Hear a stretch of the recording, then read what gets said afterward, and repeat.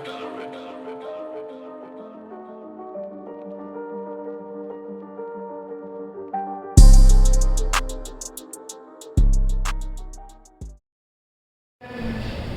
y'all, it's Bradford. I wanted to come to you again and share a word that I've been thinking about for a few days, actually, maybe a bit longer than that, because I had this dream probably a few weeks ago, but I haven't really spoken about it.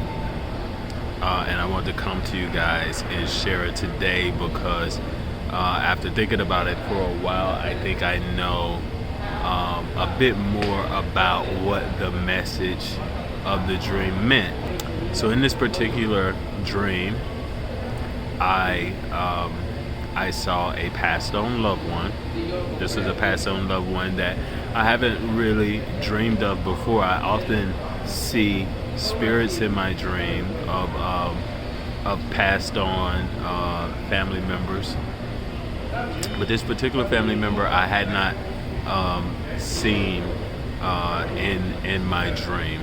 But I know that seeing this particular family member in my dream let me know that I was, kind of connecting to that spiritual plane and receiving a very particular message. Now, there is one thing that certainly did speak to me, and that is that I saw a very big table.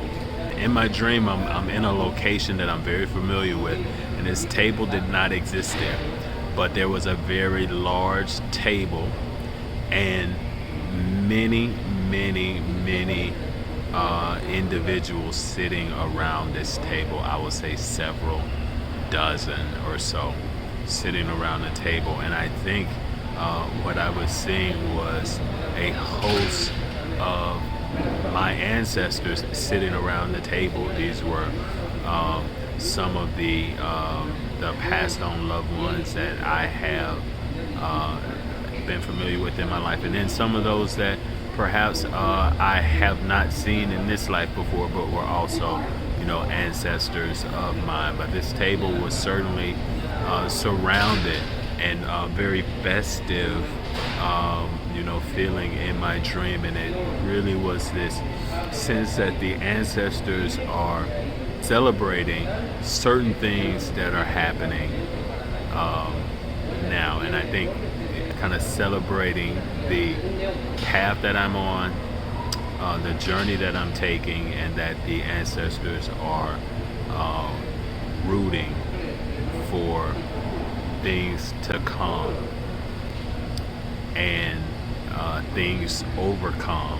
So I wanted to share with you guys that particularly the chosen children, the divine ones, the star seeds, that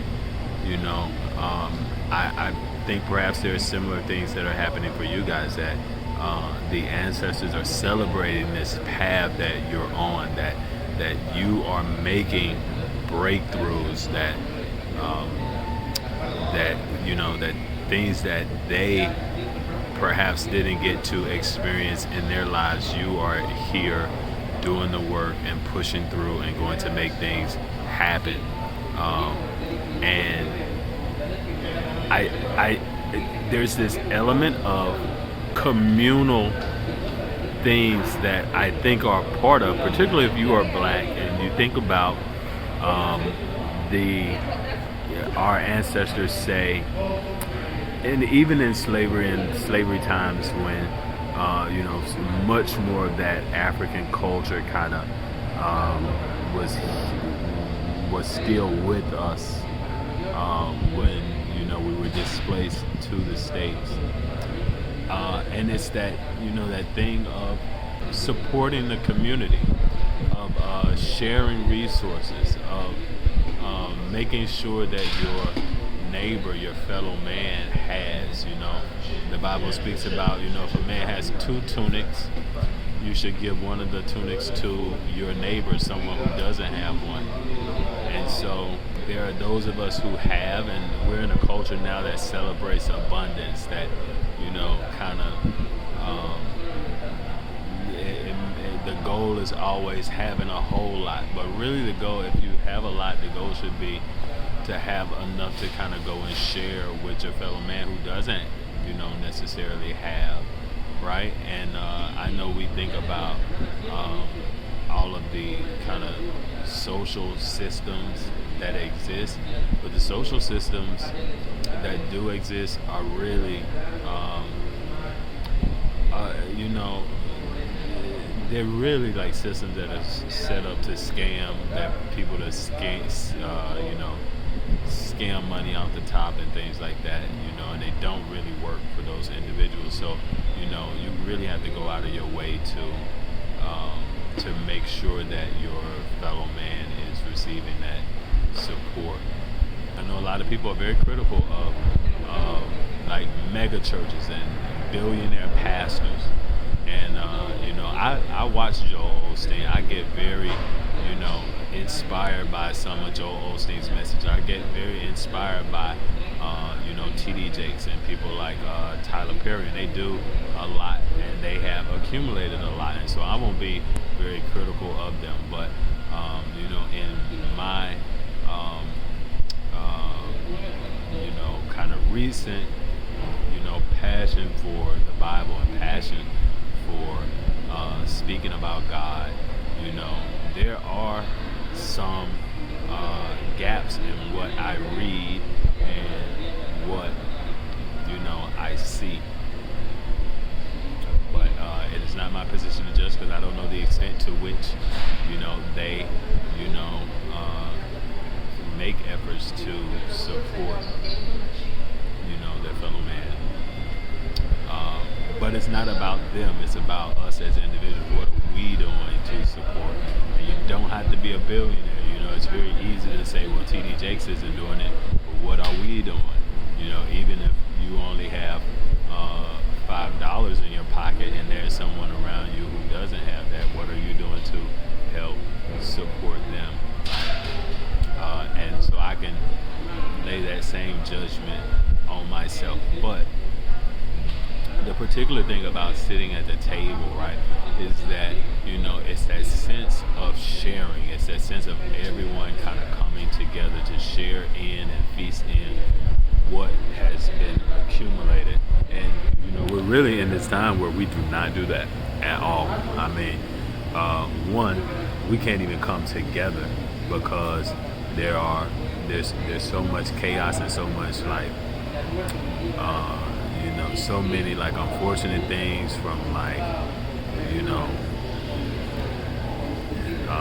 scamming, thieving, lying, killing, jealousy, envy, adultery, all of that kind of stuff. And it's so like in your face. It's the very thing that we celebrate today is just it's so unfortunate, and it doesn't seem that it leaves people well. So I think that there is this change that is coming.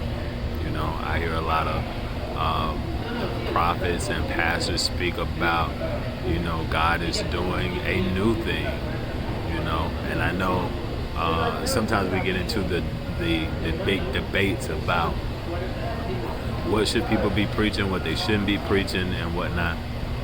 Probably, missing the point about, like I said, you shouldn't be pointing the fingers at T.D. Jakes and Joel Osteen, or you shouldn't be condemning, the new generation of people who are passionate about God, talking on platforms like YouTube and TikTok, or New Age, because,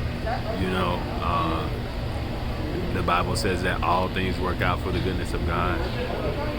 And so God may be using all of those individuals. He may be using the New Age community to reach people. He may be using LGBT people to reach new people. I see a lot of LGBT pastors now. And I know that people often say that, like, Jesus wasn't really going around preaching like anti-gay or anything like that. But certainly you see some things that are anti-gay in the Old Testament and in the New Testament, just like you see some things that are kind of anti-woman in the Old Testament and the New Testament, right? And so those are the things that really get hung up on. But it's really about praising God, loving God with all your heart, and then loving your neighbor.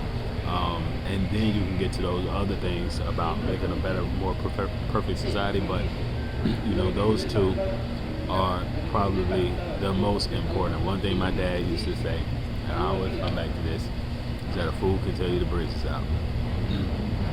So you can receive the word from a lot of different people. I met and I was kind of going through some things, and in that hour, just very recently, I met someone who